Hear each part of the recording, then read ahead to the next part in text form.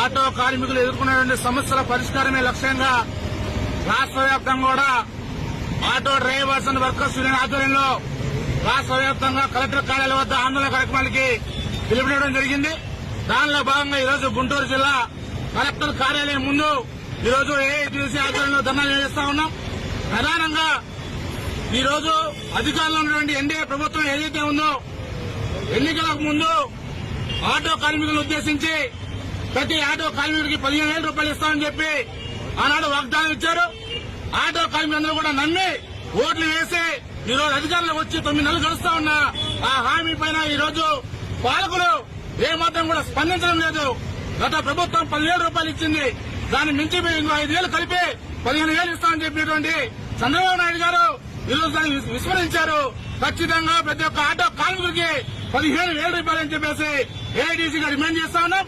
అదేవిధంగా ఆటో కార్మికులకు సంబంధించిన సంక్షేమ బోర్డుని ఏర్పాటు చేయాలని చెప్పేసి, అదేవిధంగా అక్రమంగా వసూలు చేస్తున్న ఈ జనాలు ఏవైతే ఉన్నాయో అవన్నీ కూడా రద్దు చేయాలని చెప్పేసి మేము ఈరోజు డిమాండ్ చేస్తా ఉన్నాం.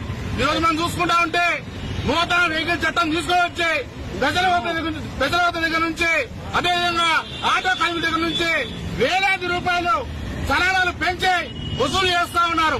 ఇదంతా కూడా సంపద సృష్టిమని మాకు అనిపిస్తా ఉంది.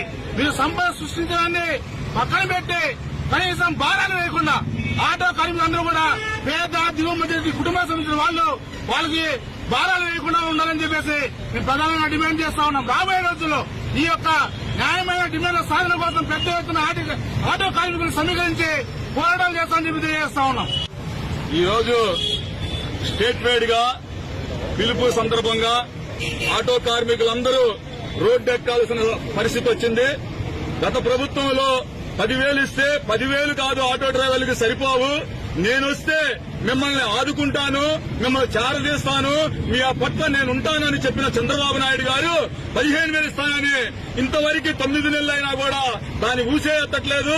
అసెంబ్లీలో కూడా ఒక్క మాట కూడా ఆటో డ్రైవర్ల గురించి ఆ సమస్య ఎత్తకపోగా, అట్లాగే మేము సంక్షేమ బోర్డు అనేకమైన 20 సంవత్సరాల నుండి ఆటో డ్రైవర్లకి సంక్షేమ బోర్డు అడుగుతున్నాము, అది కూడా ఎత్తట్లేదు.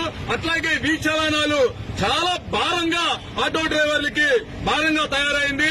అనేకమైన లక్షల రూపాయలు ఆటో డ్రైవర్ల దగ్గర నుండి ఫైన్ల రూపంగా 21-37 జీవో రూపంగా అనేక మంది డ్రైవర్ల దగ్గర దోచుకుంటున్నారు. ఇవి రద్దు చేయాలి. 21-37 వెంటనే ఈ ప్రభుత్వం రద్దు చేయాలి.